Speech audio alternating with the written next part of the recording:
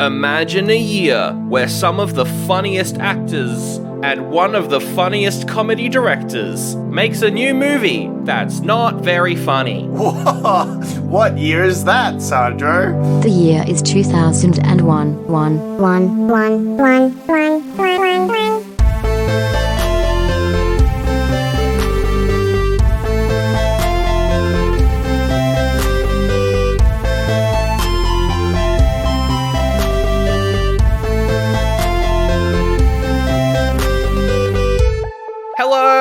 And welcome to Oldie Buddy Goodie, the podcast talking about movies from 2001 in the order they came out in. My name is Sandro, my co-host is Zach, and Zach, comedies in 2001. We've done a whole lot of them. Yeah, I wonder what's your opinion on this movie. I haven't figured that one out yet.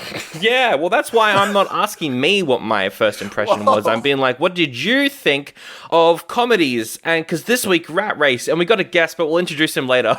So far, they've not been great. I've been rather let down, but only at every turn. So I was looking forward to picking another one because comedies are my comfort zone.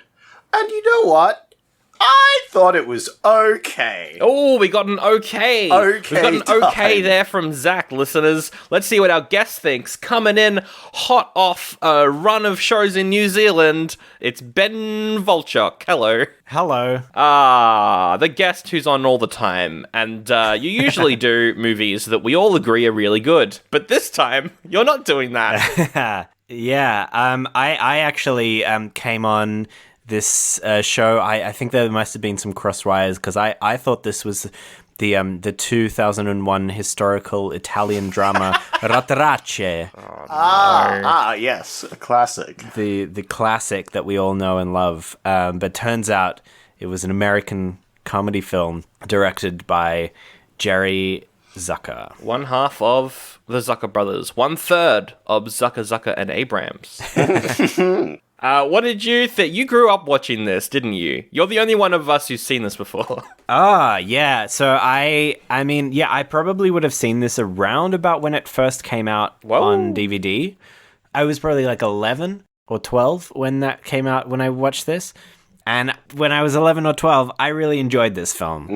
I thought it was really, really funny. And so I was keen to revisit it to see how it held up. And all I can say is I am a lot older. Yeah, it's probably been like 20 years since I've seen this film. Wow. Yeah. And those 20 years, real eye-opener, let me tell you. I feel like this is something that an 11, 12-year-old would like. This feels like that sort of movie, hey, Zach? I haven't grown up from then, so I really enjoyed it. No, I thought it was all right. I didn't think it was great, but, you know. I still laughed a lot at certain moments. There was some really, really funny gags. I suppose we'll get into it later. But overall, it was really not very good. It swings a lot. Yes, that's true. They do shove a lot into it. Yeah. It's pretty fast-paced, which makes it entertaining. Like, it's definitely not a boring watch. That's a good thing. Yeah. I actually thought that the first bit of it, like the setup, and then the end of it was really bad. But the middle was actually not bad. When they actually get into the race and they start, there's just a lot of stuff that happens. I think possibly because of the sheer rate of gags. JPM? Yeah, GPM. Yeah. I feel like they some of them hit, but the rest of the shit that they threw at the wall just slid off really slowly down onto the ground. Oh, that's an image right there. Jerry Zucker's 60-year-old shit. Maybe it's that David Zucker wasn't around. Brothers together, good. Separate, Which actually, I think, was one of the things that stood out in this film as one of the reasons why it didn't work for me. Was I think that style of humor and the Zucker brothers style of humor, I think it really didn't gel with the style of filmmaking that it was, this trying to be this modern comedy. If they'd gone kind of full embracing that style that they are known for, even visually, and the way it's shot, the way it's edited, I think it might have worked a little bit more. I think, a lot of those things are played quite straight, played quite deadpan, whereas this is zany from the get-go. Yeah, maybe. But we'll get into some details as to what worked, what didn't work, because I think that also comes down to which cast member and which journey you're talking about. But Zach, much like the various roads that the characters go on, there were many other roads that could have happened this week with other movies. Yes. Your other options that you could have chosen from were the American Outlaws, which were residents of a small town trying to stop the plans of a new railroad. We have Blood, the Last Vampire, which is an anime about a vampire that works for the government to fight demons. Ooh, what are we? Some kind of weeb squad? Apparently not, because you chose Rat Race. Yeah. We have Captain Corelli's mandolin. A woman begins to fall in love with the Italian commander stationed on an island during the war. It's got an all-star cast, including Nick Cage. Yeah. And it has very low ratings on Rotten Tomatoes, from what I remember. Yeah, although if Nick Cage is the Italian commander, I want to hear him do that accent. Yeah. That should go somewhere in the Cage-orama too. Yeah. We have Jumping Ship, which is what we should have done, which is a Disney Channel sequel to Horse Sense, where teens are stranded on a desert island surrounded by pirates. And I think we found out last week that that's also set in Australia or something. Oh, yeah. Weird stuff. Do you know what? I think out of this well of content, this cesspool that these titles all come from, I feel like you've chosen the best one of the bunch. Oh, yeah, for sure. Which is unusual for you two. Yeah, I mean, look, the vampire anime could be good, but it was only like 45 minutes long, so that's kind of why I didn't go for that.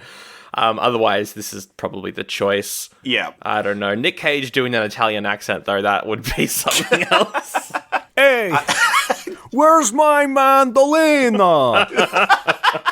So this film was released August 17th. Now, I looked up a couple things about it, including the Google reviews, because they just kind of pop up. And on Google, it said, this is a great remake of 1963's It's a Mad, Mad, Mad, Mad World. I think that was the right amount of mads. Anyway, it's not official. It's not an official remake. It's just highly inspired. It's inspired by it. Stolen. I mean, inspired.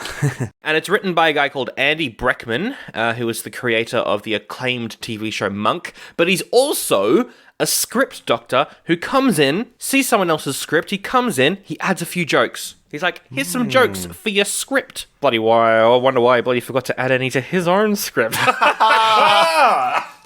Interestingly, also responsible for writing the reboot of Sergeant Bilko with Steve Martin.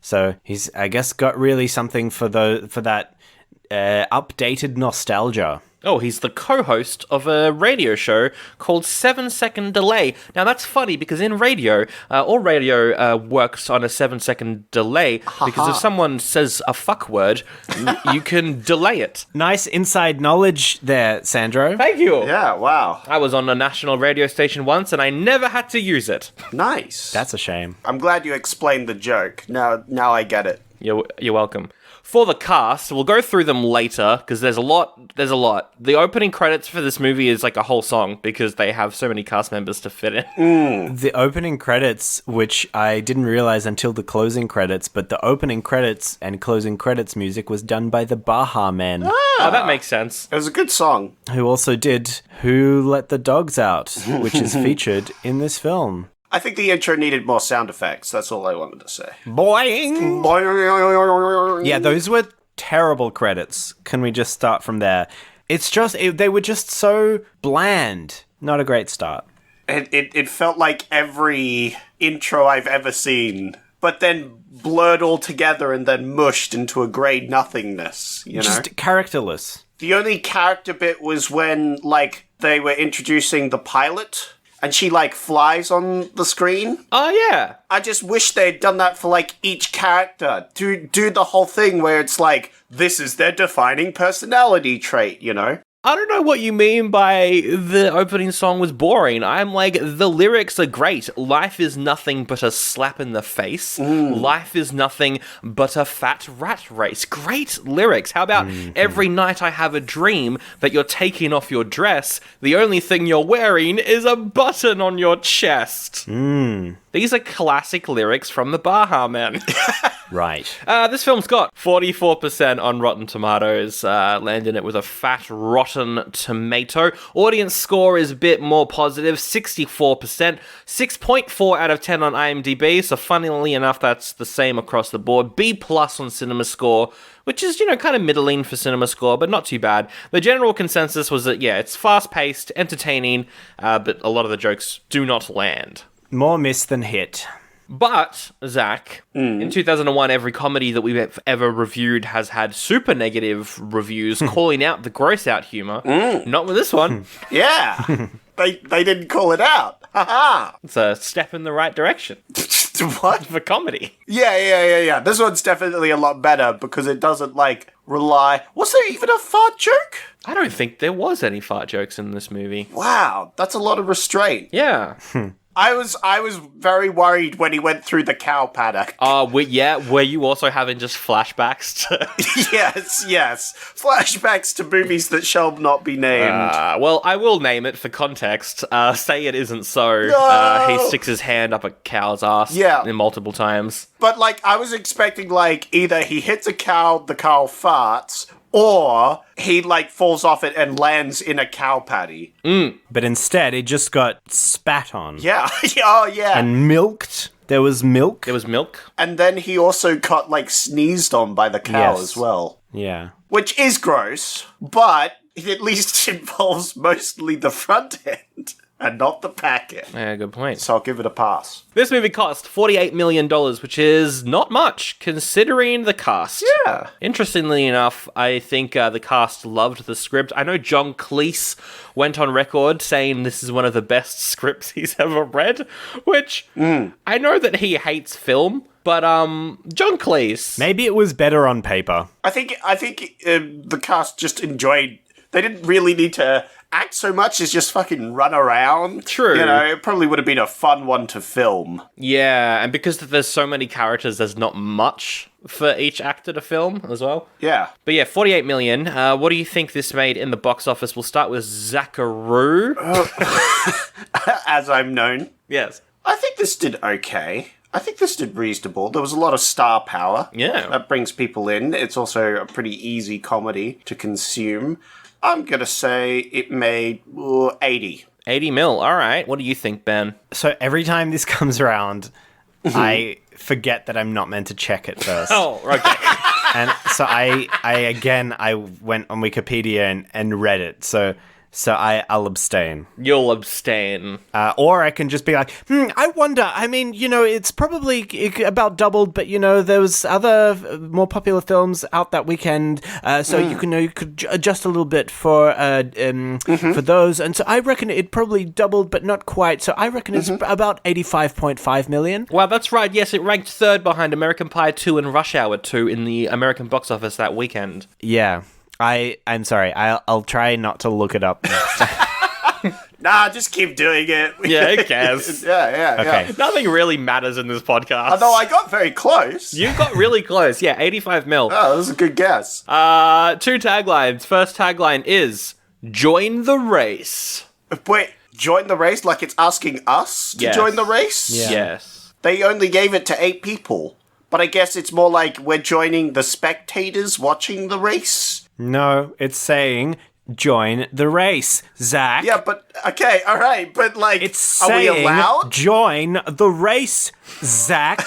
Okay, sorry, I'm so sorry. Join it. Are we supposed to steal a key? Join the race, Zach. I'm gonna give that a thumbs down. Join the race, Zach. I'm gonna give it a thumbs down because I'm scared. It's not a very good tagline.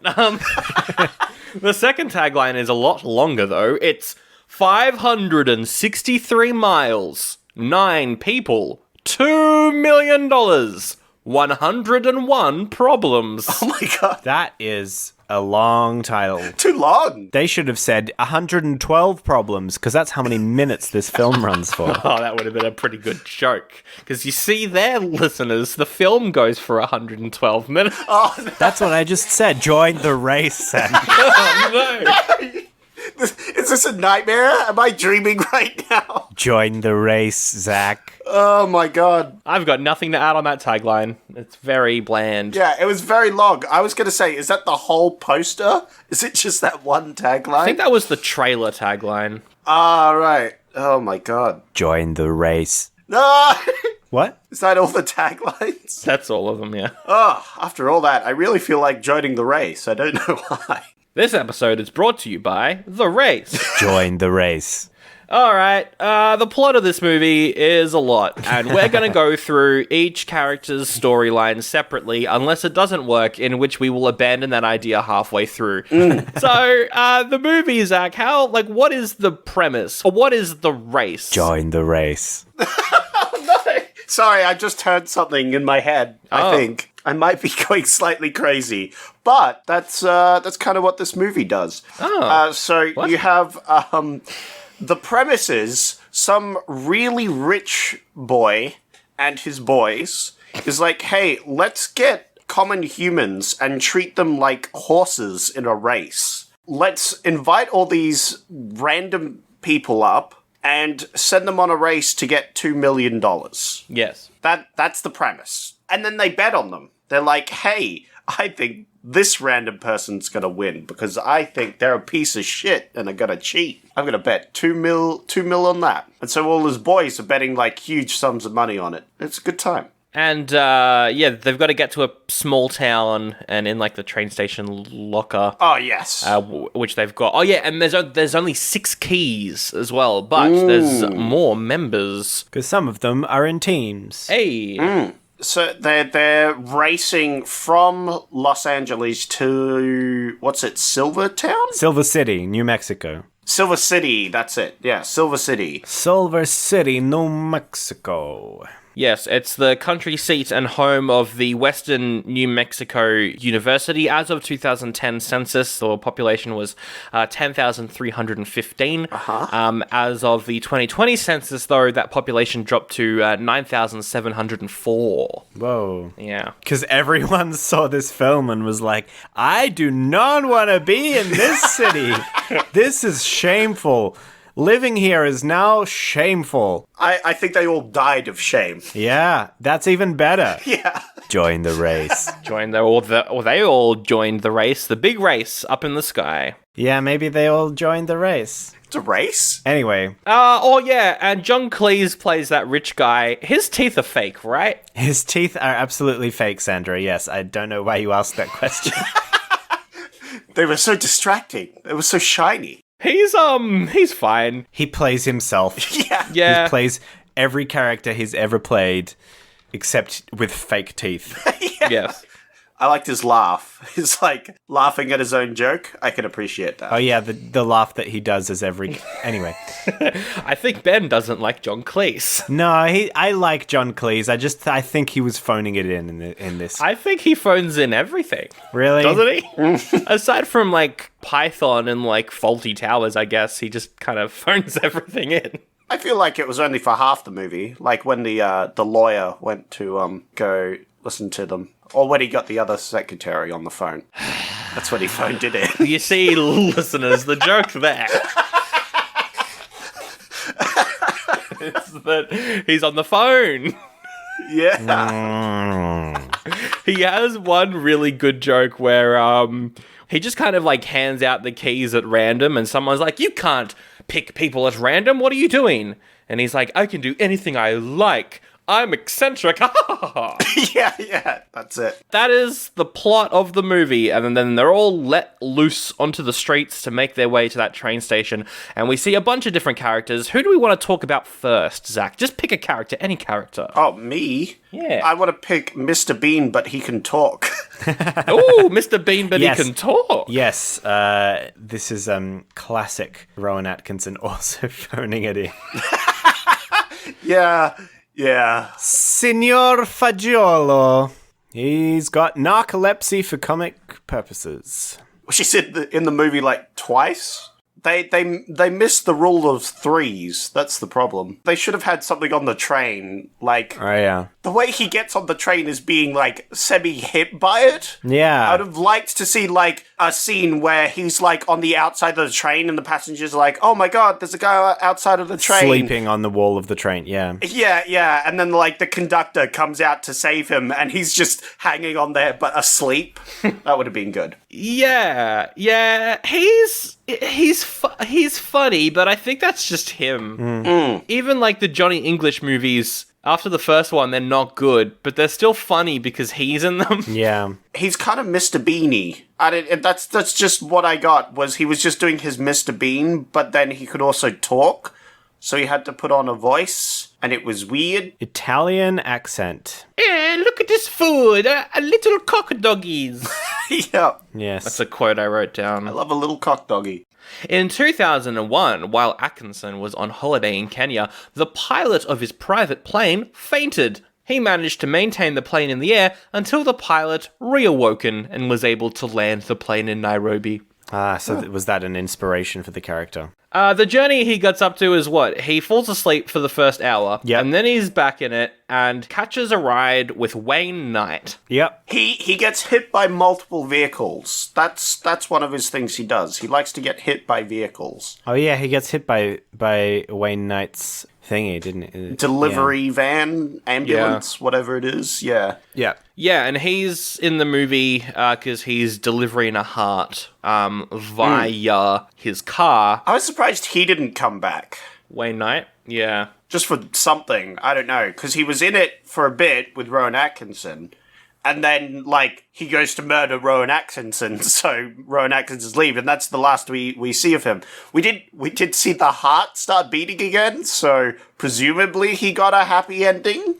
Yeah, because they lose the heart, a dog has it, and then Wayne Knight's like, I need a new heart, I'm gonna kill you, Rowan Atkinson.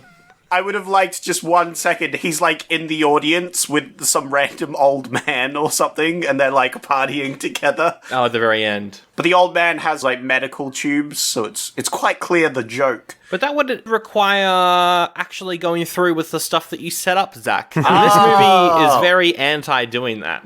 Oh, no, look, it either doesn't pay things off, or it sets things up really obviously, like the narcolepsy. Yeah.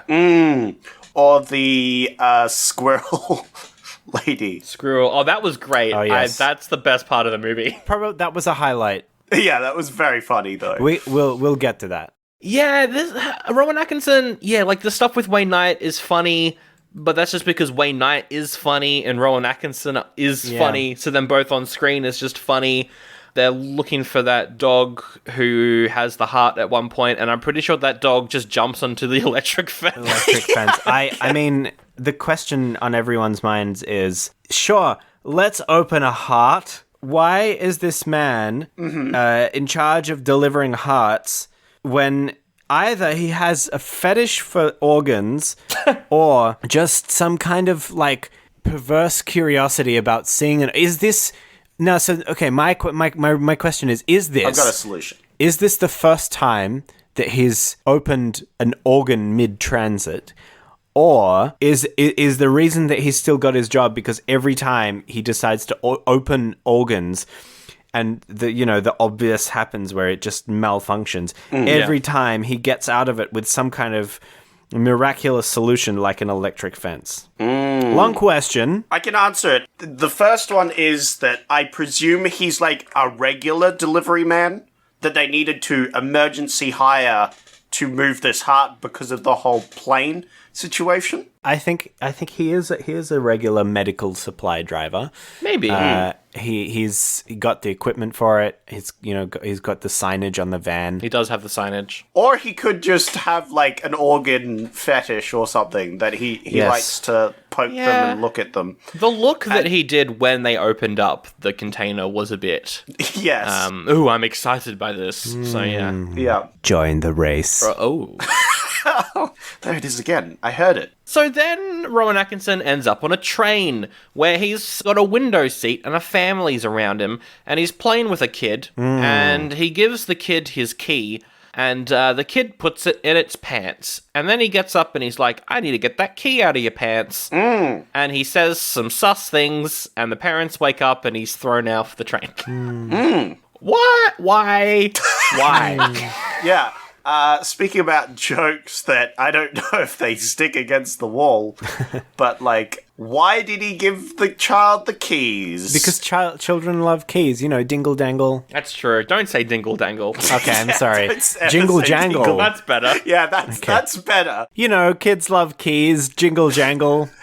Dingle dangle is bad because of what happens next, where everyone presumes he's molesting a child. So the joke, listeners, is that Zach is explaining the joke. Aha. It's like you've got Rowan Atkinson and you make him do this. Yeah. You make him do these two scenarios. Out of all the possible scenarios, you make him do these two. Have him be the one driving around Hitler's car. That would be funny. Rowan Atkinson driving around a car, that's just like Mr. Bean. No, but it's funny. It's funny because it's Jon Lovitz, who is perhaps the most Jewish Yeah. of the cast. That is true. I would have liked Rowan Atkinson to go on like the funny road trip sort of scenario, where he just takes lifts with random people. So first you get the heart donor guy, and then you get, a van with a band in it,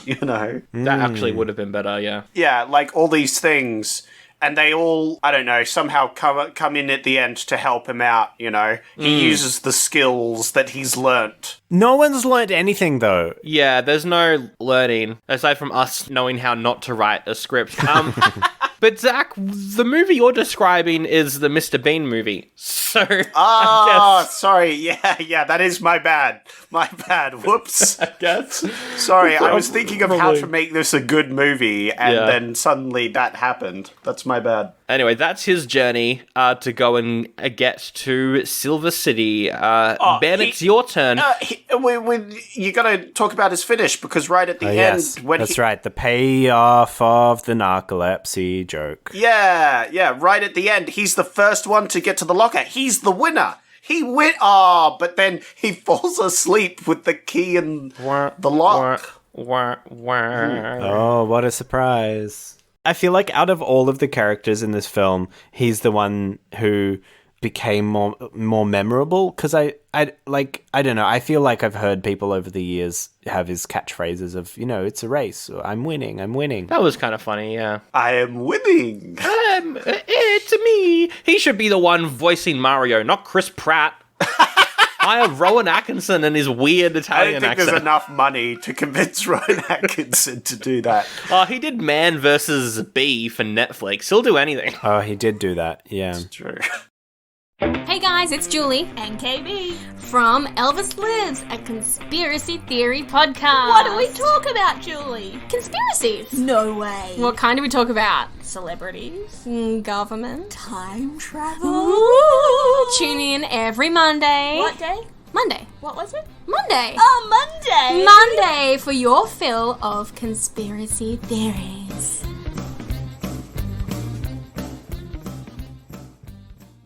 All right, Ben, pick a character, any character. Oh, Jesus Christ. Okay. That's not one of the characters. No. Yeah, he wasn't in this movie. I mean, luckily. we can talk about him if you want. No, thanks. Yeah, so great. What about, I don't know, Seth Green and his brother? Seth Green and his brother, as played by Vince Villouf. Oh, I love Seth Green and his brother. I feel like his character, the brother, was devised by the writer thinking that it would be funny to imitate a deaf person, but then how could you do that without making it really bad? Have him have a tongue piercing. Right, yeah. Because what was that? For the first, 5 minutes of him on screen, I was like, is this ableist or something? Because this feels like they're making fun of, as you said, like a deaf person. But no, he's just got a tongue piercing that makes him talk weird. Yeah, so it's fine. We can make as much fun of him as we want. What the heck? Seth Green was funny, though. He was everyone in this, I feel like everyone in this was chosen because of, their sort of characteristics, I suppose, or their shtick, their thing that they do. Their shtick, that's right. And all they do is just photocopy their shtick. Yeah. That's a good point. If you replace Seth Green with Howard the Duck, voiced by Seth Green, it would be the same movie. No, there'd be a duck in the race. If you replace Seth Green with Chris from Family Guy. If you were to replace Seth Green with Dr. Evil's son from the Austin Powers movies, it would be the same. Oh, actually, that one works quite well, yes. Like, this is the thing, like, Seth Green, like, Chris from Family Guy is a very distinct voice. I think everyone in this cast has done, very different things, but I just think that in this film, it's almost like they're playing themselves, or they're playing their sort of quintessential version of them. They don't branch out and do anything different. Like, they're not playing a character, they're just playing them as an actor. Yeah. You're watching these Hollywood actors go after this $2 million, not random people.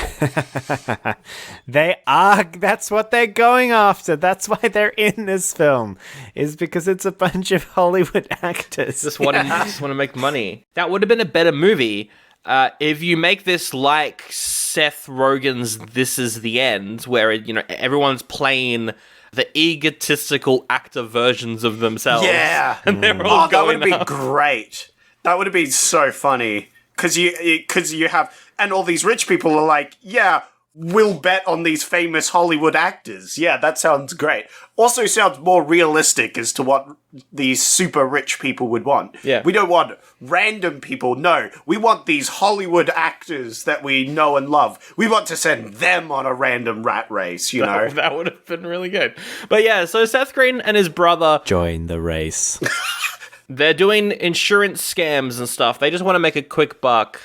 That opening joke was kind of fun, where they're like, one of us will trip down this flight of stairs and we'll get insurance money. And they're too busy talking about their plan that they don't notice this random woman falls down the stairs. And then a lawyer comes up and is like, oh, what is all this? I'm going to make you rich. We're going to sue him through the roof. Yeah. Oh yeah, that lawyer character who then comes back when Rowan Atkinson gets hit by the car. Yeah, I like that. And no other point in the movie. Yeah, I would have loved it at just randomly at the very end of the movie, like in that Silver City. She's there, and when they like barge in, they like push someone over or something, and she's like, "I saw that," or something, Just rules of three. They're there for a reason. Come on. It's true. But yes, Seth Green and his bro, they do some fun things. I mean, I quite like the scene where they destroy the airport radar. Yeah. That was mildly horrifying. It was like, what I found funny was the idea that they put a thing around the radar to tear it down, but it ends up pulling their car up because, it's like turning around, doing its radar thing. And the brother's already up there, and then Seth Green in the car starts getting pulled up, and the brother thinks that he's running him over, but it's vertical. I don't know, it's kind of funny. Yeah, it was very stupid. That was rather funny. The, horror of the brother frantically climbing the ladder away from the car as it's, just slowly approaching him. He could have, just stood on the car and be fine. It made me very curious to wonder how much torque the radar engine would have to pull up be a able car. to lift it. And I wondered if it was realistic versus I don't think it was the radar. I think it was the people in the control booth who had the torque. Because they talk. Because they talk into their little things. But I came to the conclusion that maybe because of strong winds, they'd want it to be quite powerful. True, actually, you're probably right. I reckon those things can pack a punch. I won't go fighting one. So their big plan is that they want to split up and go separate ways, but they've only got one key. So they go to a locksmith to get another key made. And then explain the plot of the movie Yes. in front of the locksmith. And the locksmith's like, oh, you're racing after this $2 million and this is one of the 6 keys for it. I'm going to take this key and run. Yeah, he joins the race. They've got to chase him down, but he's in a hot air balloon. Just in case you didn't know that this was an homage to Around the World in 80 Days. Ah, yeah. Hot air balloon sequence was kind of fun, except for the part with the cows. Yeah, just so dumb. So dumb. So, like, the locksmith steals a hot air balloon. They chase after it in the car. There's a dangling bit of rope, so Green... Sorry, does jangling bit of rope, please. sorry. There's a dongling bit of rope that Green gives a good rub. And while he's hanging on, they go through a paddock with cows in it, which of course made me very nervous. I was thinking cow patties and all kinds of fart jokes. Luckily, we avoided those. Unfortunately, for one of the cows, it gets randomly caught in a rope and starts jangling. And then we have a fight scene, question mark, where the locksmith and Green are holding on to the cow that's dangling from the rope. Yep. Is it Green? Green blasts the locksmith with milk. Yeah, that makes sense. Yep. Whatever, it's a visual joke, it works. And then Green falls off, but then grabs the hooves of the cow, but then the cow sneezes on him for no reason. And then he falls into a lake, very convenient lake, that his brother also crashes into, because meanwhile, the brother's been hanging on to the front of the car with no one else driving it. The brother's not very smart. The brother had, first he had the thing where he's chased by the car, then he's just, hanging onto the bonnet terrified. Yes. Like, he doesn't think to just get up and hop in the driver's seat. Because that would be smart. Yeah. And you see, he's had a tongue piercing. And no, he's dumb. They're driving along, and a girl shows them her tits, and he drives off the road. No, but she's got piercings. Sorry, yes. It wasn't just gratuitous nudity, it was actually because of the piercings. Yeah, that's funny, I guess, that the brother is attracted to people who also have piercings. I guess that's funny. Well, it's important because it's one of the few jokes that come back at the end. It does come back So- in the final scene, yeah. It's a big, important plot point. She also speaks like they're making fun of deaf people, so that's right. good. just to make drive the point home that it's actually they're not deaf people. It's just the tongue piercing. Yeah, it's a tongue piercing. Yeah. Do you think the writer of this is anti-piercings or anti-deaf people? Muchos dos. Why not both? Did you just say muchos dos? Muchos dos, yeah. Do you mean porque no los dos? Yes, that's what I mean, but I don't Muchos dos. Porque no los dos is why not both. Muchos dos is a lot of two. Yes, that's exactly what you just said. A lot of two, yes. Yeah, that is what I said. A Yeah. lot of two. I mean, I feel like there is a lot of two in this script, and by a lot of two, I mean a lot of bloody shit jokes, am I right? 102 problems. 112 problems. They steal a monster truck. Oh, and yeah. that's the end of their part. We can move on. Next character. Zach, pick a character. That's right, I forgot. The tits distraction leads them to crash into a monster truck rally where they nearly get crushed by a monster truck, then steal one. You know what? Their entire arc is the end of a Police Academy movie. Every adventure they get Yes. on is the ending of a Police Academy movie. Yes. Oh, it is. With hot air balloons and monster trucks, and yeah. I wish they had got the monster truck earlier. That's all I was going to say. so we could see some monster truck rampaging. I feel like that would have been fun. That would have been good. Sandro, it's your choice for a character. Oh, my choice for a character. Let's get Cuba Gooding Jr. out of the way. Out of the way. Woof. Or should I pick a funny character now? Go on. I dare you. Find one. Oh, yeah, good point. I mean, I like Breckin Meyer, actually. Let's talk really? about him. I don't mind Okay. Breckin Meyer, not because he's good in this, but because Amy Smart is too good for this movie. She is very good in this film. Yeah, she's great. I like their storyline. I kind of enjoyed their whole thing. Yeah. So okay. So Breckin Meyer, he's a nice man. He's a good boy. He's a nice man. He's just a nice man who owns an orange cat. Yes.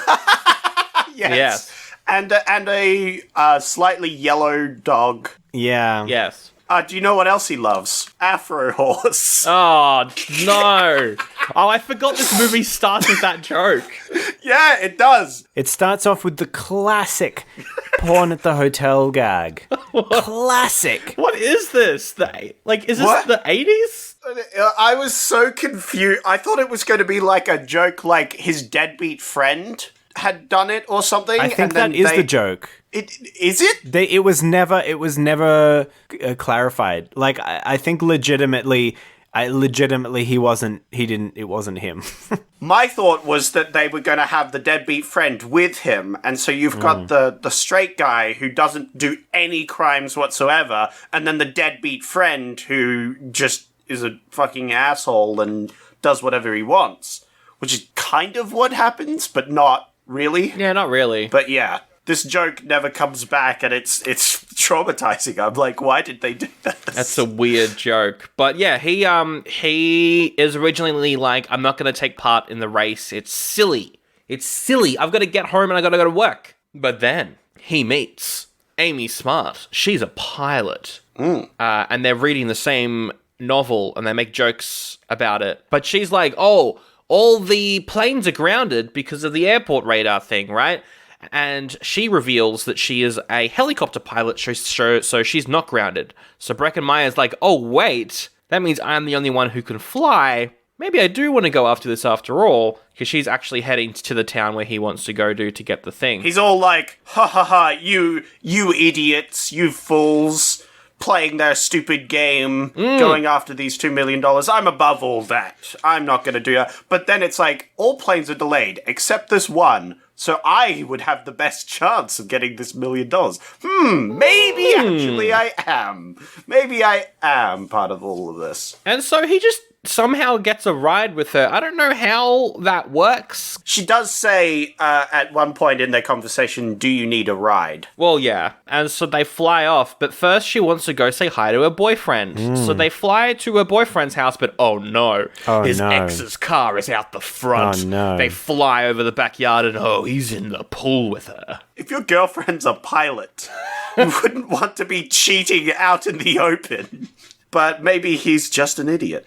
He's an idiot. He looked familiar. I don't know who the actor was. He's Dean Cain. Oh, that's why. He's Superman. Yep. And also, more importantly, the host of Ripley's Believe It or Not.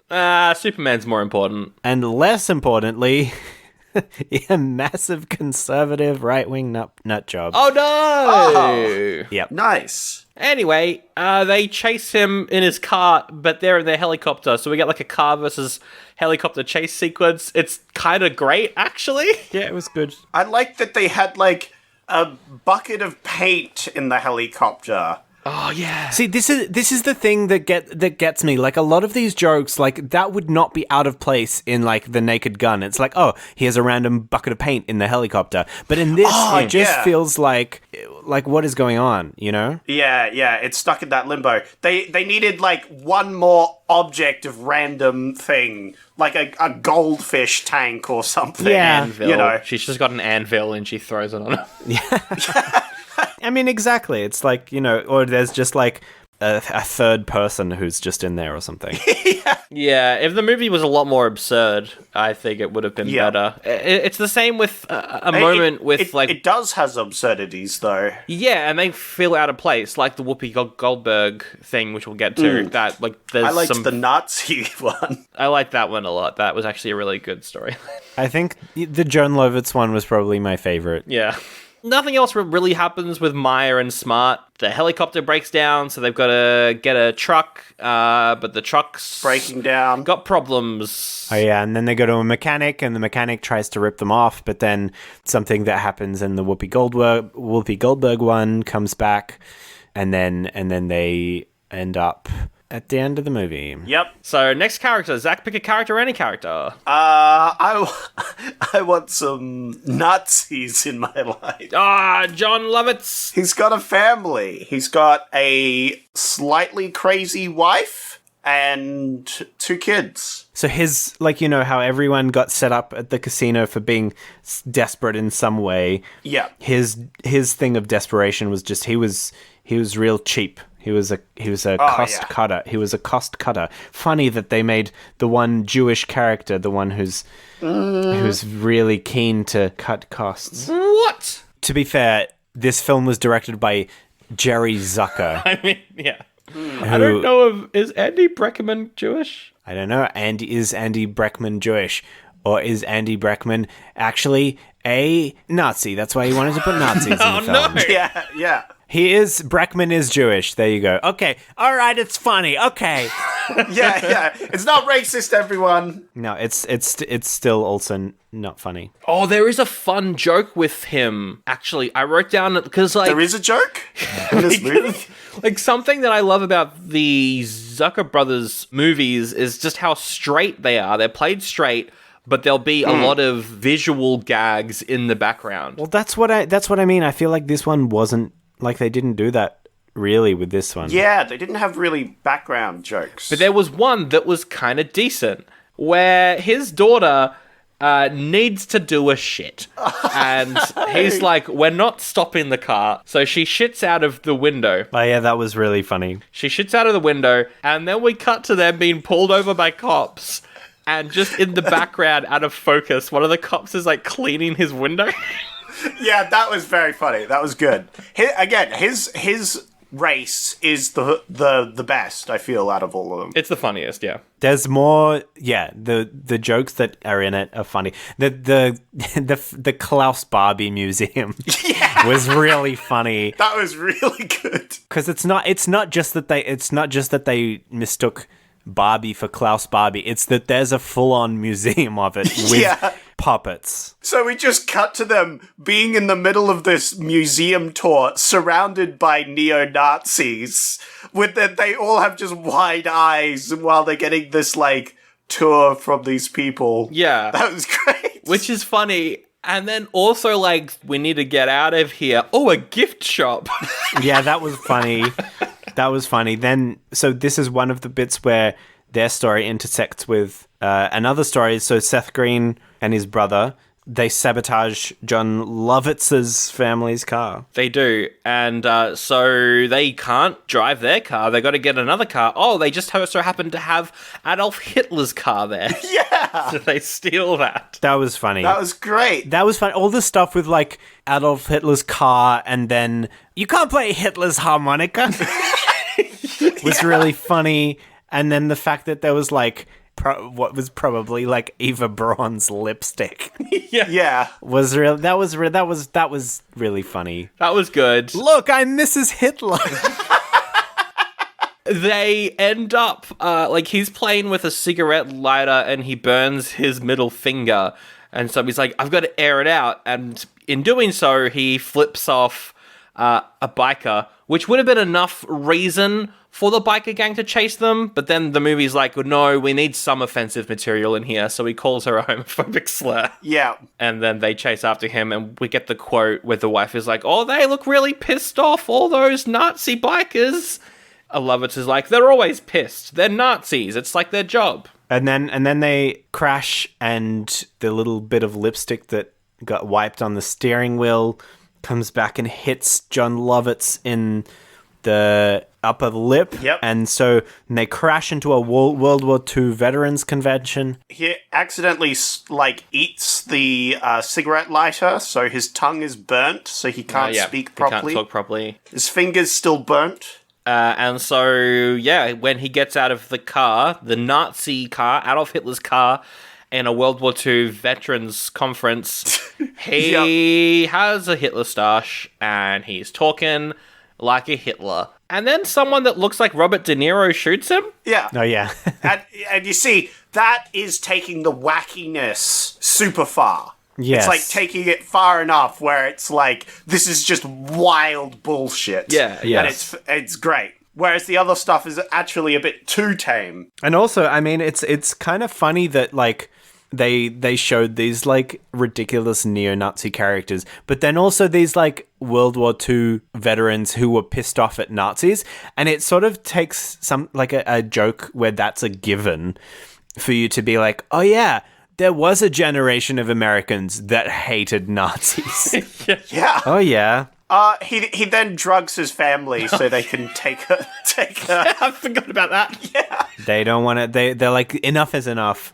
And then he's like, okay, we'll go back to Las Vegas. But he's a big piece of shit, so he drugs his whole family and then gets a lift to Silver City. Yeah. How about that? We got Goldberg left, I think, right? We got Whoopi and we got Cuba Gooding Jr. Well, one of them's got the funniest part in the movie, so let's talk about Cuba Gooding Jr. first. Okay. He is a referee. He's a referee. He's a football referee in another thing that, like, gets paid off in the first third of the film. Yes. And never mentioned ever again. Never comes back. Yeah. He was a ref who made a bad coin toss and said it was tails when it was actually heads, or vice versa. And so everyone hates him because a lot of people lost the bet. I don't really get it, because surely a coin toss is just a coin. I don't know. Anyway. Yeah, there's this whole thing in football where whoever wins the coin toss has a much more likely chance of winning the game. Oh, really? Yeah, it can make or break a game. That's strange. But anyway. Yeah, correct. So he hates the fact that everyone recognizes him for being a bad referee. And everybody hates him. And so we get that for, like, the first, like, half an hour or so, and then no one recognizes him after that. Yeah, and then no one cares after that. There should have been a whole thing at the end. This is what I was thinking when they donate the money. We haven't got there yet, but I'll mention this. When they donate the money, there should have been someone in the crowd. It's like, isn't that referee guy? And it's like, maybe he's not so bad or something, you know? Yeah, it literally just after... So the way that he starts the race is he gets in a taxi. Yep. And then to the airport, and the taxi driver just makes general chit-chat, and when he exits the car, some other taxi driver is like, hey, that's that referee, and the taxi driver's really mad because he lost a huge bet.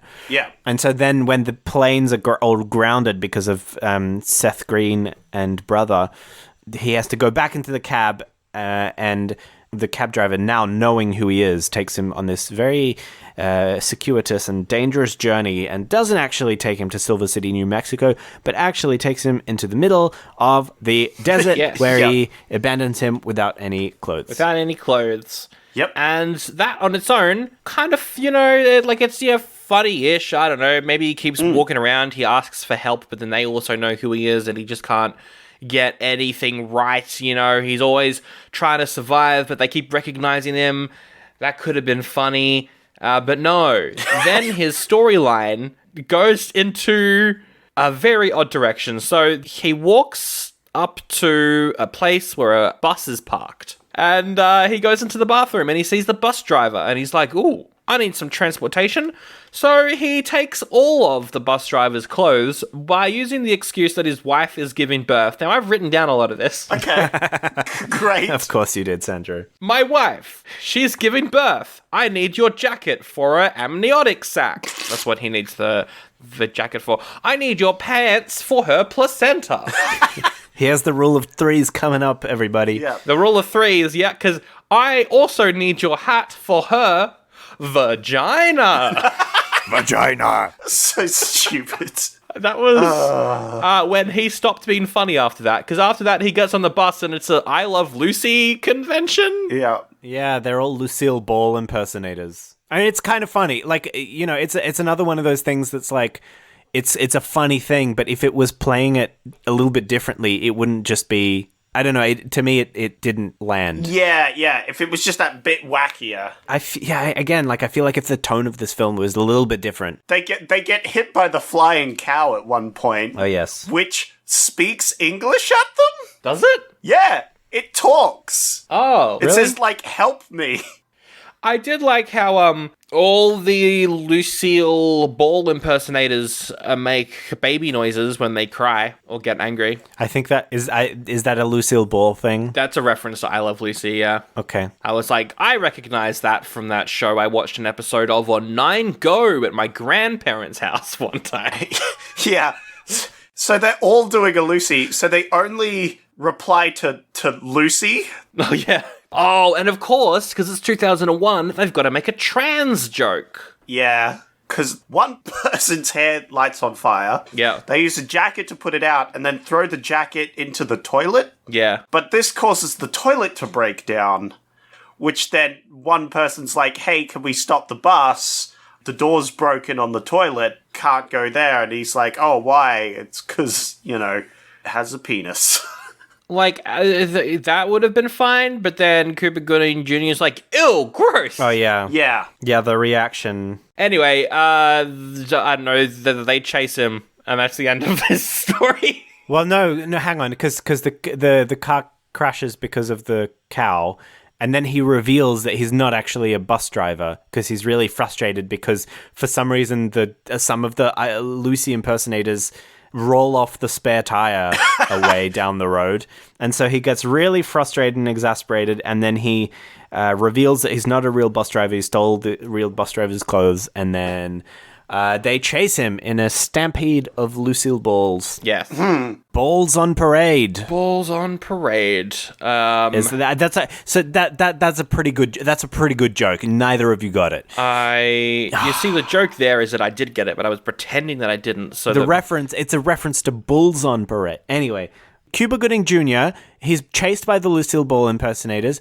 He manages to shake them off, and then he gets by just on a farm, and then he's like, oh my god, Silver City is so close. He finds a really downbeat horse, or a downtrodden, beaten up horse, and he starts riding the horse into Silver City. The horse is really slow, and so he holds up the really big truck that Jon Lovitz's family is on, and the car that Breckin Meyer and Amy Smart are on. And that's funny because it's a little horse that's still holding up a big truck and car. I don't think that's funny. Then the monster truck shows up and it can't pass by the truck. Yeah. Now that is funny. Yeah. Monster truck can't get past. Okay, Whoopi Goldberg. Oh, Whoopi Goldberg. She's reuniting with her daughter that she put up for adoption. Is Whoopi Goldberg rich? Or does she just like a fancy lifestyle? And I mean the character, not her as an actor. I don't know. This was the one that I couldn't tell why there was. So like, because obviously her daughter, her long-lost daughter, is like a rich businesswoman who is always after, more money. And Whoopi Goldberg, I actually initially thought that it would set it up that she's a serial scam artist and that she's, setting up with all of these long-lost daughters who are rich. That would have been great, yeah.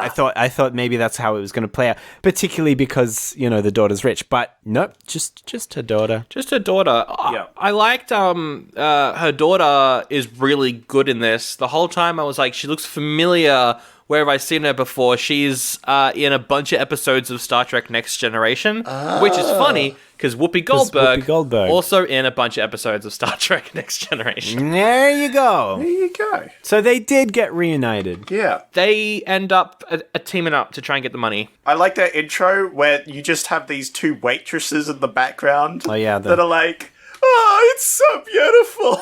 They both want mimosas. Oh, yeah, that was kind of funny, actually. Yeah. They both order mimosas, and they're like, mother and daughter. Oh both my want god, mimosas. it's so beautiful. I was like, oh, that's cute. That was alright. They head off on the road, and nothing really, their story is kind of bland, except it also one contains... of the shortest ones. Yeah, but it does contain the best joke. Yes. Yeah. I would say, yeah, hands down. I think Jon Lovitz's bit was like consistently the funniest, but the Whoopi Goldberg had the best moment in the film. I have a lot of things for this. I wish that they had done more with Goldberg. Like, have her be, because them sort of polar opposites, where Whoopi Goldberg is more down to earth, a like nice person who like likes to treat other person, but the other person's like a businessman. They don't have time for all this nonsense. They need to go. So I would have liked, like, maybe Whoopi Goldberg wanted to buy the squirrel, you know, and they have an argument over it, you know, just to be a bit more compassionate. Just so we could have more screen time for them, because they had no screen time. I feel like, I mean, Whoopi Goldberg in the 90s was like the highest paid actress at the time, right? So maybe they just couldn't afford her for that long. So they get a private jet because she's a business lady. Oh, yeah, that's right. And then they get grounded. So then they hire a vehicle where the vehicle hiring place has an intern, like a new intern. Oh, yeah, that's right. Who's, like, really slow and doesn't know how to use the computer, so that's mildly infuriating. Are they the ones who ask for the car that's closest to the exit? Yeah, that's closest to the exit. Because that was kind of funny. That was an okay joke, I guess. Yeah, not bad. And then they're driving along. And then they see a squirrel lady who is an uncredited Kathy Bates. Yeah. Like, when Kathy Bates showed up, I was like, wait, what? Yeah. No one talks about this cameo. Kathy Bates is amazing in everything. Yeah. Yeah. She's great as this lady selling squirrels. She's vaguely threatening because it's Kathy Bates. Yeah. It's like, you should buy a squirrel. You should buy a squirrel. And they're like, no, we don't have time. We don't want a fucking squirrel in our fucking car. And then they're like, okay, but we'll buy some nuts, though. And then Kathy Bates is like, oh, that's fine. And then they ask for directions, and she gives them these really detailed directions. And she's really friendly and nice about it. And off they go. Yeah, and they follow these directions. They're very precise, very exact. They're very precise. And it's like, oh, look, he has a turn-off. And there it is. There's the turn-off. And they're all happy. They're like, oh, this shortcut's going to be great. Oh, yeah, it's a shortcut. That's right. That's what was important, that there was a shortcut. Yeah, it was a very shortcut. specific shortcut. But it ends up, it's not actually a shortcut, because they drive. They take a turn, the last turn on the shortcut. That's right. To get onto the dirt road, but the dirt road leads to a cliff. It leads to a cliff, and they're plummeting down. And as they're plummeting down, we see a sign that pops up that says you. You. And then another sign that pops up that says should. Should. And then more signs pop up, and it ends up spelling out, you should have bought a squirrel. Which is funny if Kathy Bates just did this to them, right? Yeah. It's like, oh, she's getting revenge for not the squirrel being a bit mean. No, turns out there's like 20 cars. And a skeleton so holding great. a bag of nuts. A skeleton. Yeah. A skeleton. Oh, that's such a good joke. That's great. On one hand, I'm sad that they didn't actually get a squirrel, because that would have been funny if they were just carrying around the squirrel this whole time. True. Like, maybe one of the characters, like a different character, also encounters Squirrel Lady. And does get a squirrel. Yeah. I would have liked that. That would have been a good like post-credit sequence. I don't know, like one of the neo-Nazis drives past her stall wanting directions, and she's like, oh, I can give this a neo-Nazi what's coming to him, but they actually want a squirrel, and she's like, damn it. Yeah. Oh no. But then they need a car, so they walk and they walk and they walk, and they come across a rocket car presentation where they're trying to break the sound barrier. They're trying to break the land speed record in this giant open, like, salt lake. Yeah, and they steal the car in, again, what is a pretty good joke, where you've got the driver and the head scientist are doing a Q&A for the press while they are hopping inside the car, and they're taking questions and stuff, and they go, any other questions? And Whoopi Goldberg, I think it's her, is like, yeah, how do you start the car? Because they don't know how to turn it on. And so the driver's like, oh, that's a good question, actually. Well, you pull this lever forward and you do the, Yeah. And then they go off. My favorite thing about this was actually that even though they stole the car and and, went off at really high speed. The scientists and everyone involved didn't care. They were just really excited that the car broke the record. Yeah. Well, they're not going to not count it. Yeah, they were really... Even the driver. I feel like the driver would have been a bit... But he's on board. He's like, oh my God, they're doing it. They're passing the sound barrier. Yeah. That was pretty funny. That was great.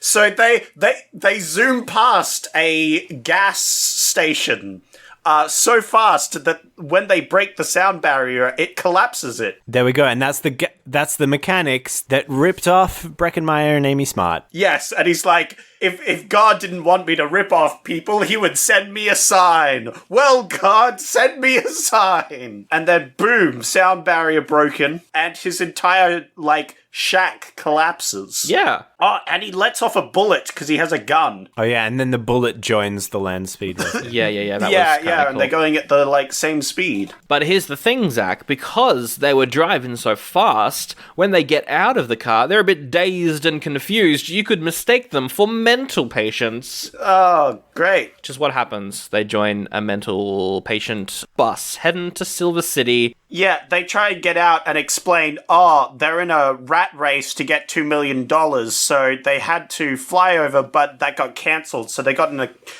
car that they hired, but then they crashed because they didn't buy a squirrel, and then they had to get into a vehicle setting the land speed record to get there, and she's like, oh yeah, I'm sure you did. Sure you are. My thing is, how did they, surely they keep track of their patients. Surely they'd know who is and who isn't a patient. Except mental institutes notoriously back then were poorly run. So this is a social commentary, actually. This is actually a smart movie. Yeah, this is actually an in-depth intellectual movie.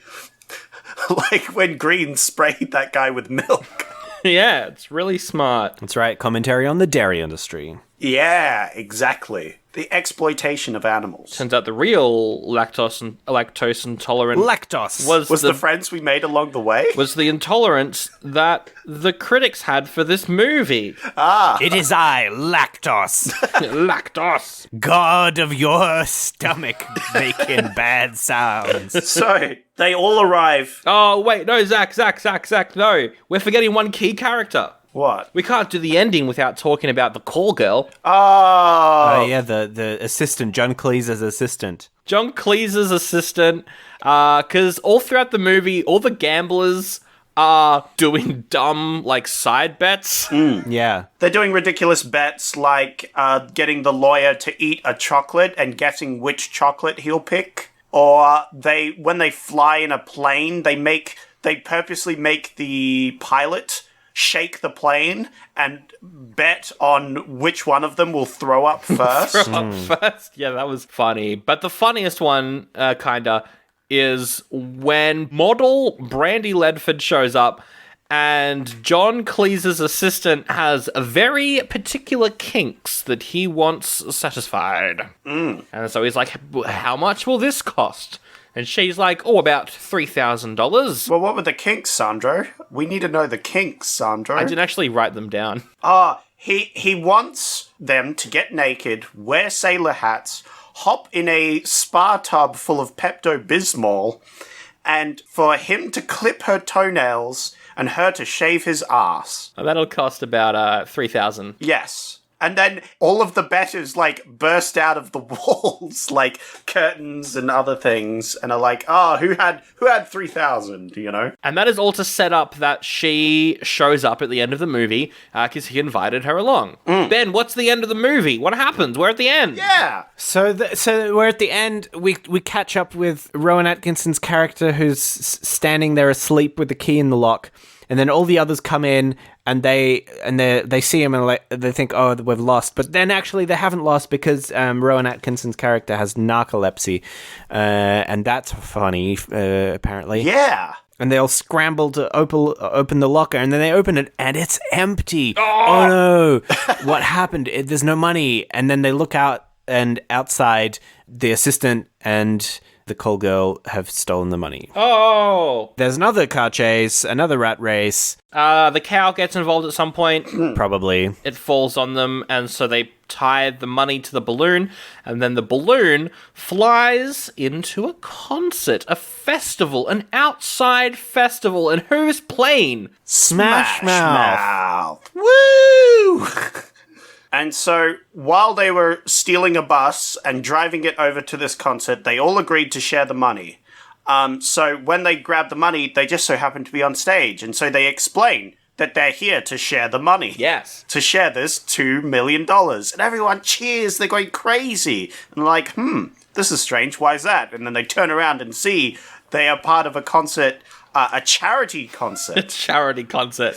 to feed the earth, I think it is. Yes. Yep. And they've just brought $2 million.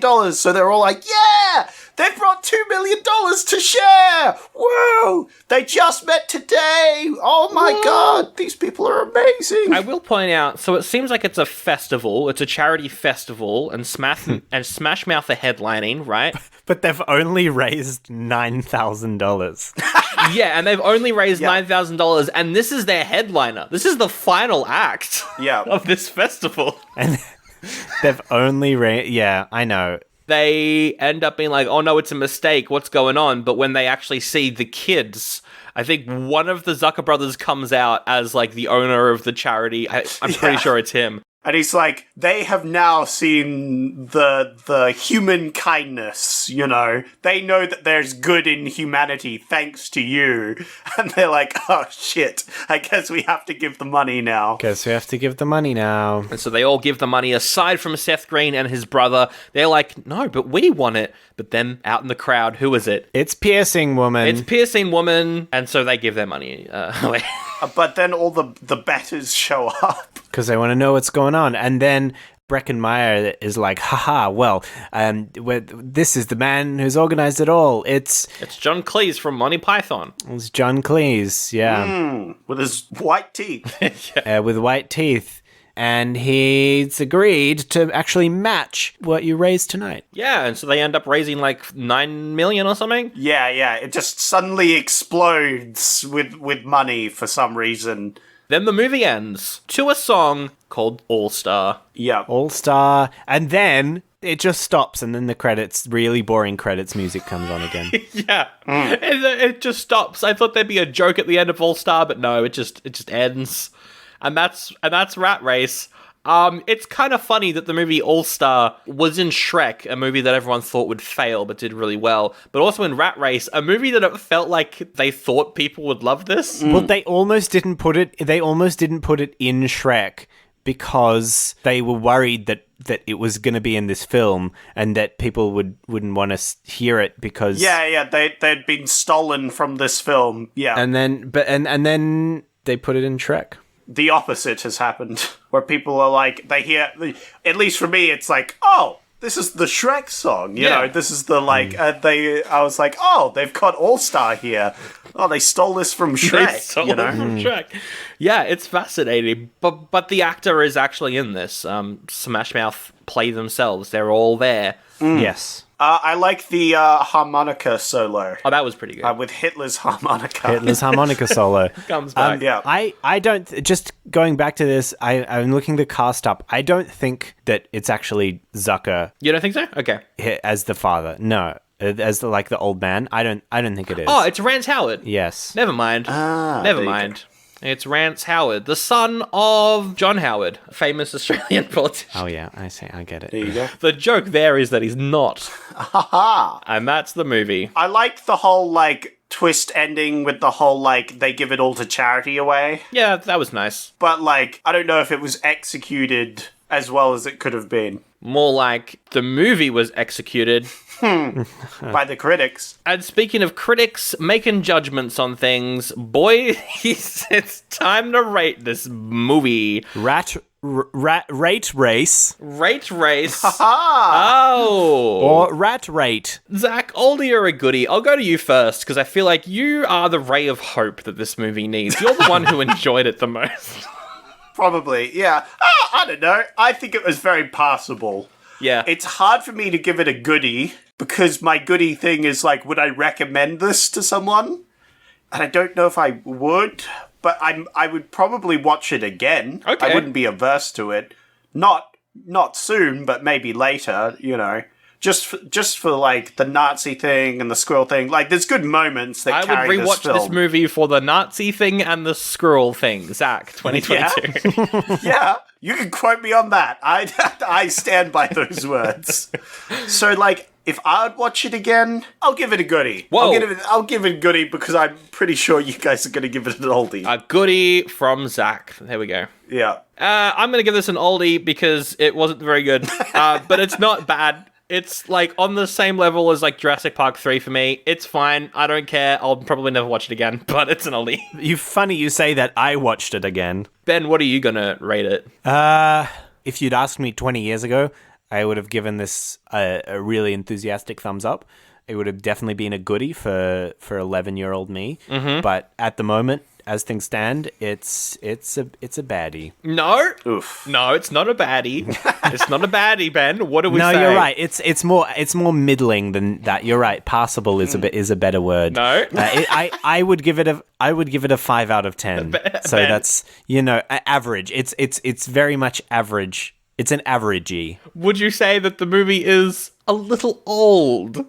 I mean, 21 years old. It's probably... I'd say that's old. I wouldn't classify this as an old movie. No. What about if this podcast came out in 30 years? I think anything older than maybe 60, 70 years is an oldie. 70 years. Okay. 60, 70 years. All right. Yeah. So, Sandro, only release this one in 80 years' time, all right? Yeah. So that way, Ben, would you say this is an oldie? If this comes out in 80 years. If this was coming out in 80 years, then what would that be? That would be the year 2102. Yes. Oh my god. Yes. That is wild. Yeah. So, yeah, I would say this is a 2102 oldie.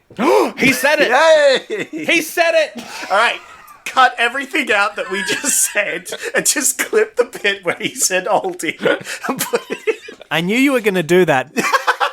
But I appreciate it. You fell for it anyway. No, because I said it would be a 2102 oldie. Yeah, but I can just cut out the 2102 bit. you just He's said... just trying to make the editing harder. Yeah. What we do here is go back. And we're back. With another episode of Wait, James. They might not know who we are yet. Oh, right. This is a promo. Well, I'm James. And I'm Matt. And together, we're the Bros and Brews podcast. We're coming at you every week with worldly discussions, an art meets life questions podcast. What 3 albums would you take to a deserted island? How comfortable are you with sex and sexuality? Is it ethical to have children? What actually makes a great actor? We use our personal experiences, the craft of acting, and pop culture as a springboard to discuss everything. From uncomfortable truths, demonized issues, and problems often swept under the rug. But don't worry, we have fun along the way. Come join us for our weekly check-in. And we'll see you next time. Peace! But now that we've gotten all that out of the way, this is a long episode, but we're going to keep going. Ben, you're always on long episodes. Sorry for providing you with content. How could you, Ben? How dare you. Unbelievable. Providing us with joy and Wow. content. I mean, to be fair, this film was almost 2 hours long. It was Yeah, that's long true. for a comedy. It's almost like we get you on the most out of all our other guests because how much content we get. Yeah. No, that would be exploitative, and I don't think we did that. No, it's because you ask to be on constantly. And I'm always like, fine. Whoa, okay. Wow. The joke there was the whole thing. All right, it's time to come up with a sequel to Rat Race, but it's not just a sequel, it's a crossover with another movie we have reviewed on the podcast. What movie? It's decided by a random number generator. It's going to give me the number of an episode. We can't just do a regular sequel. Nope. No, because that's boring. It's 2001, we're all about crossovers. Okay. And also what we did last year, so we're not doing that. Yeah, that would just be the same as what we've been doing this whole time. Yeah. So we're slightly changing it. Yeah, we're slightly changing it to trick our audience into thinking that we innovated for a year. We've just been doing the same format since 2019. You fool. Wait, are you Marvel? Oh no! Oh no! Oh my god, the villain was just a slightly different colored of the main character the whole time. Oh my god. Oh my god. Well, it's chosen episode number 83. What was 83? Oh, doves will cry when you know what a number 83 is. Will you die for it? I don't know. What's some other Prince movie names? I don't know. Is it Purple Rain? It's Purple Rain. Oh! It's Prince's terrible movie, Purple Rain, which is a great album, but the movie was awful. Yeah, it was. Oh, I'm glad you agree. Yeah, that movie was also long and boring, but more boring than this movie, I'd say. Yeah. Which was unfortunate because the music was good. Purple Rain, so it's Purple Rat Race. Purple Rat Rain. Well, this is where I want to do my Hollywood sequel, right? Yeah. Where you can have all the Hollywood cast. Oh, which yeah. includes Prince. Oh, we bring Prince back from the dead. Oh, no, Yes. Prince is entirely... Like, he's like a CG, the sort of thing they're doing for Luke Skywalker at the moment, right? It's just like a full CG guy. Yeah, absolutely. That way we can, what's that thing where you desecrate a grave? What's that called? Grave desecration? No, it's where you, it's what they did with, Stan Lee promoting NFTs, Ugh. His Twitter account, yeah. What's that? It's called Being Human Scum. Yes, we can do that. Excellent.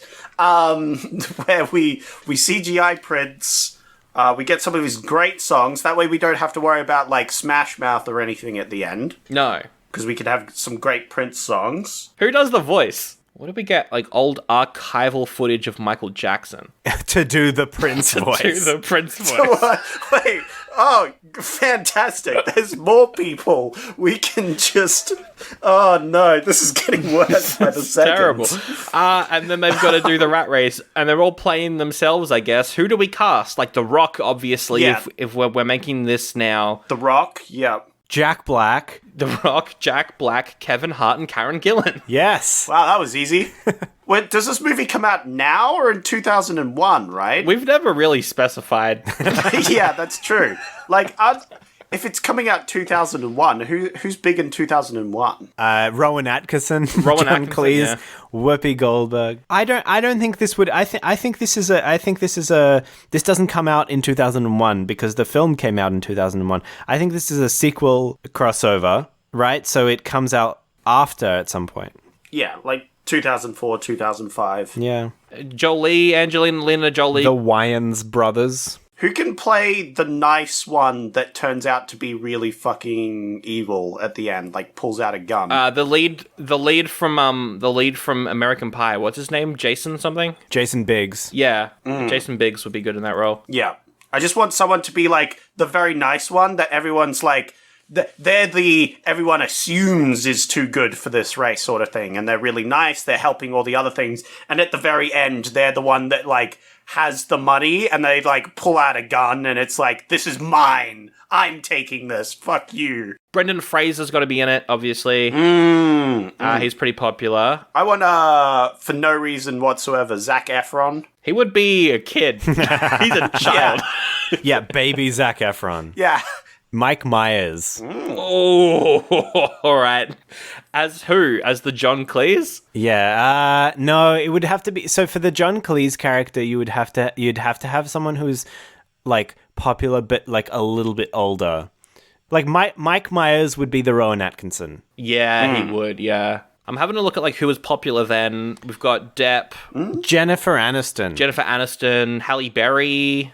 National Treasure came out that year. Oh yeah. Do we put The Cage in? That could be fun. Yeah. Of course you do. Why not? Hang on, don't each of us come up with a sequel idea? Not anymore, but if you've got your own idea, go for it. Yeah. It's more like a combined effort nowadays. So my big idea for a crossover Purple Rain Rat Race sequel, Purple Rat Rain, would be that it's a rip-off of the Blues Brothers. Oh no. And that actually they need to organize this concert, this charity concert. Oh yeah. Which is also kind of, tying into the ending of Rat Race, is the concert went so well that they were all, they had to become part of organizing the next charity concert. And but to do that, they have to like go across all over the world now instead of just America. They have to, yes. And so all these musicians are in it, and they have to try and track everyone down. And then there's like one like famous reclusive musician who they have to go and convince, and has set some bet that whoever can reach him first, he'll give $2 million. Oh, yeah. Or like 3 adjusted for inflation. That's my idea. Very good. Sandro, what's your idea? My idea is that Hollywood runs out of money and the studio goes bankrupt and it never happens. Yay! Oh, and they have to make their own as themselves to finance the movie, like we said before. Oh, yeah. The whole movie's played by, like, producers. Yeah.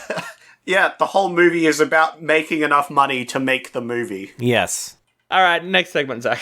All right. My God, this is a long one. So, normally, this would be time for Rotten Reviews. Yes. Part of the show where I get reviews from Rotten Tomatoes. But we've gone for such a long time, and most of the reviews were shit.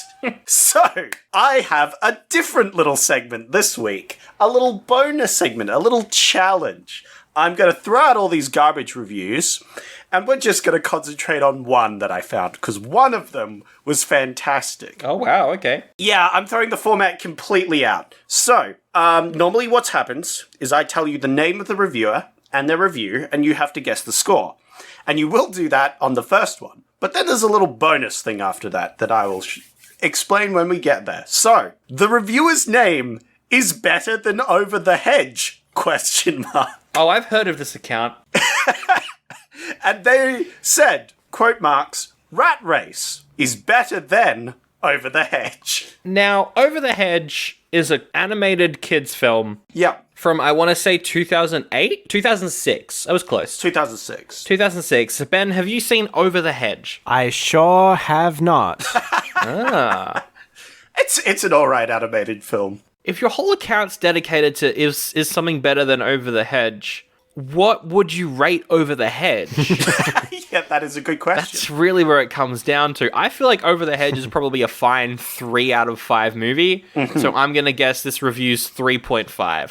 That's a good guess. I mean, I can't fault that logic. I feel like I don't want to do the thing where I'm going to just guess the same as Sandro. Because the thing is, this person might think that Over the Hedge is one of the worst things that they've ever seen. Oh, yeah. And so maybe they've based their entire account on the fact that actually Over the Hedge is like a 1-star film. And if something's better than Over the Hedge, or maybe like everything is better than Over the Hedge for this person. So maybe actually they've given this film like 2 stars. And it said that it's better than Over the Hedge. Maybe Over the Hedge is their favorite movie, and that they've given Over the Hedge like 4.5 stars, and that this is better than Over the Hedge, and that actually that it's 5 stars. But do you know what? Yeah, for the sake of not going the same as Sandra, I'm going to say 2 stars. That's a very noble thing of you to do. Yeah. Also the incorrect thing for you to do, because it was 3.5. Hey, whoa, I got it right. Yeah, you got it right. You were on the money there. Now I've got a little bonus section here, because I looked up their account, and they've reviewed quite a few movies. So, I'm going to tell you a few of the movies, and you have to guess just yes or no. Was it better, or was it not better? This is a good segment. I like this. So your first movie is Ice Age. Oh. I always used to prefer Ice Age 2, but granted I was 4 and had no taste. So, it's got to be better, though. Like, Ice Age is very well remembered. At least the first one is. So I'll say better?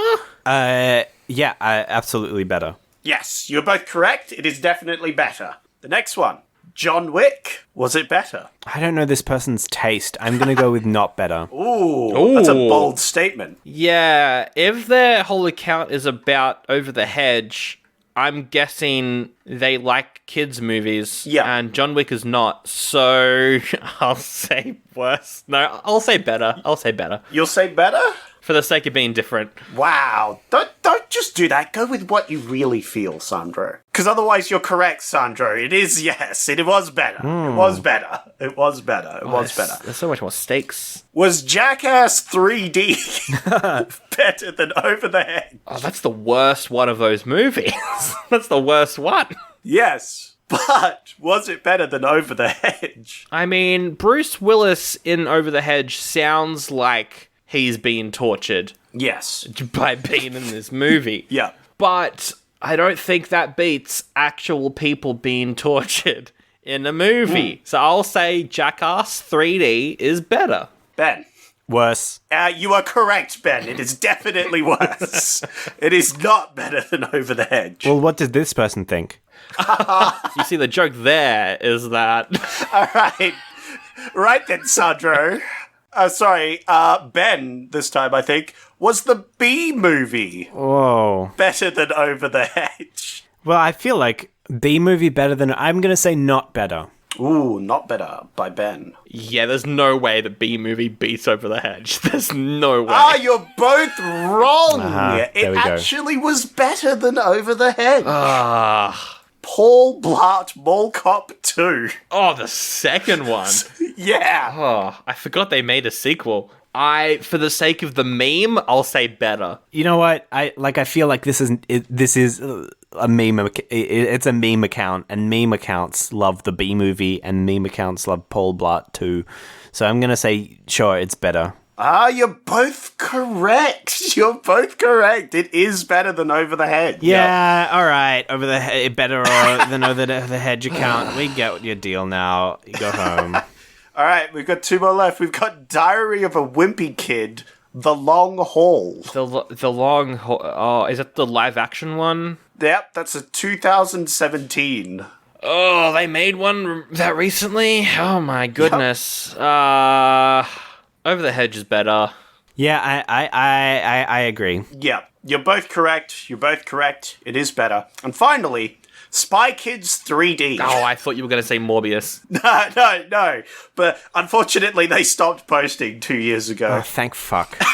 Oh my god. Spy Kids 3D is great. I love it. It looks like a nightmare, and it's wonderful. Yeah. So I will say Spy Kids 3D is better than Over the Hedge. Yeah, better. It is not better. It is not better than Over the Hedge.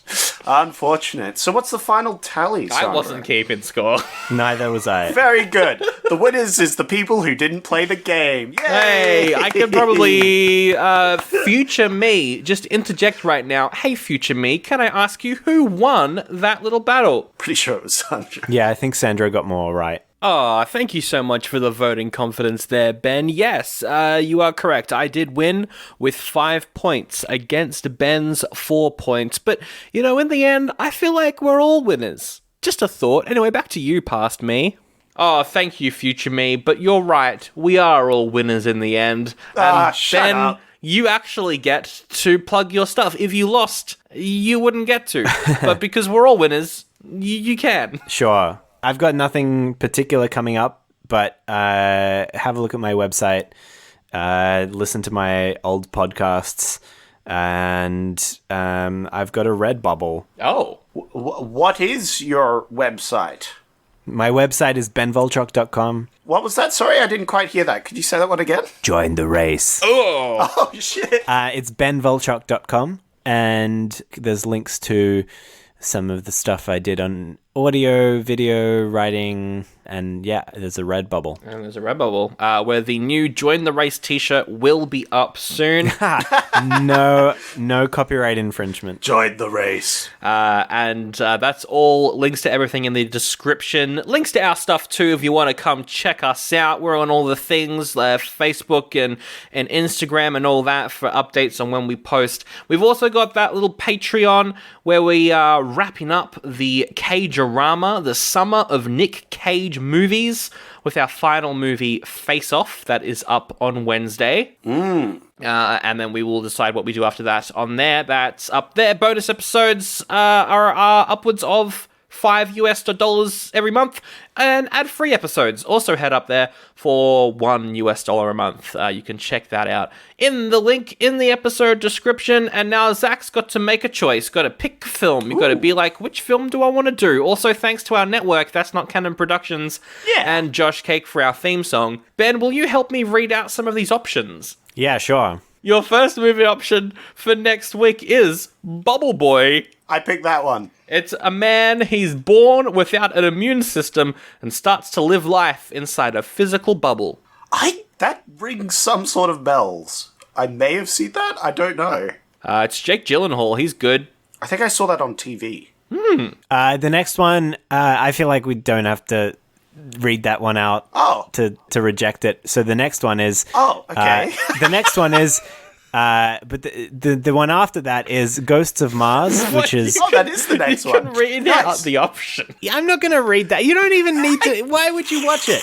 Well, because it's every movie that came out this week All in right, Sandra, 2001. you can read that one out. Let Ben read out the good movie. I feel like you don't... Like, you don't need to... Okay, here's a... Sure. Okay, let's read out the actual next one, which was... no, I'm not going to do it. So here's Ghost of Mars, John Carpenter's sci-fi horror about fighting ancient Martian demons. Oh, great stuff.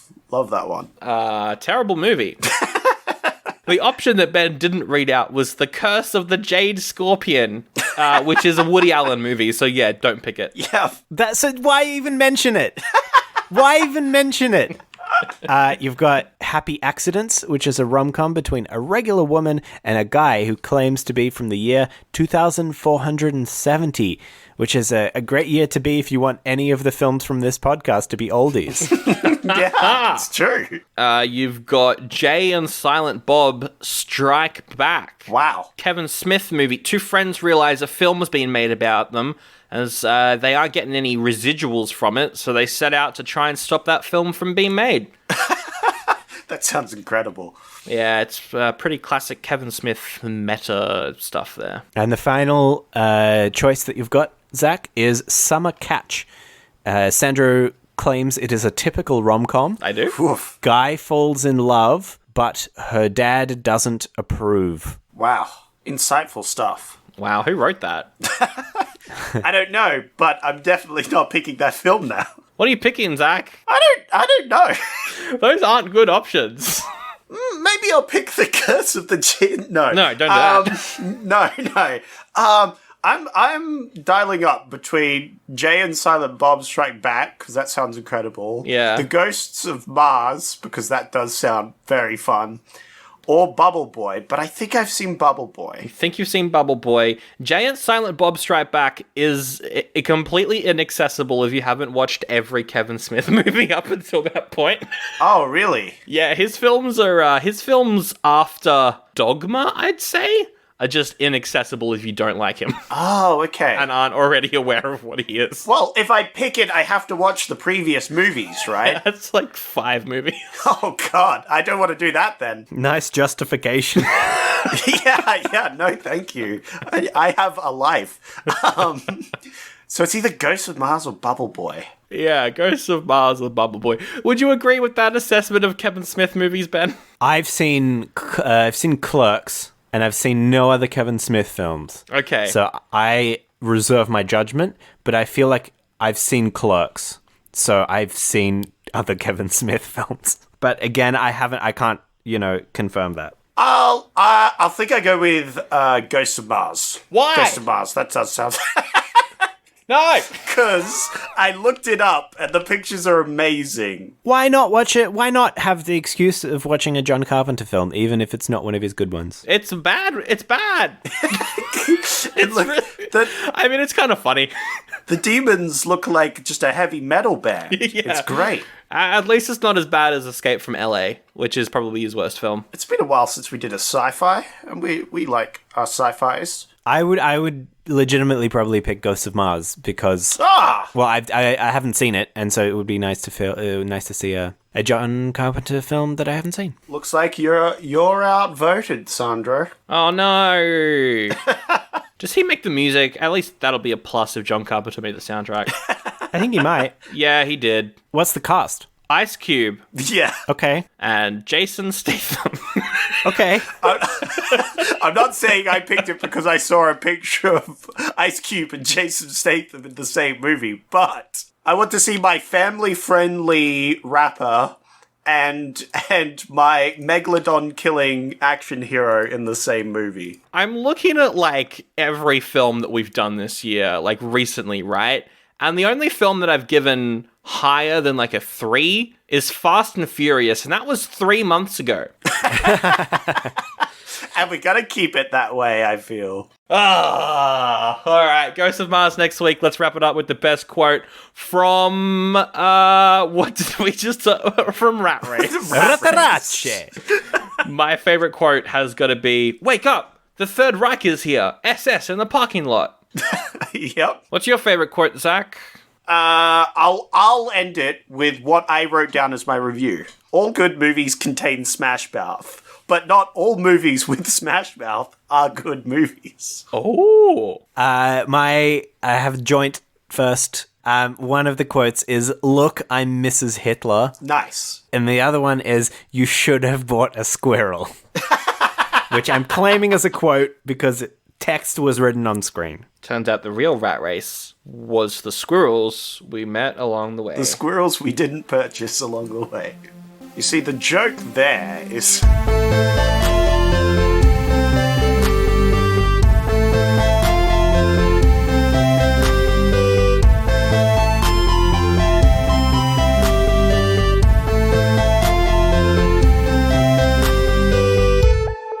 Join the race.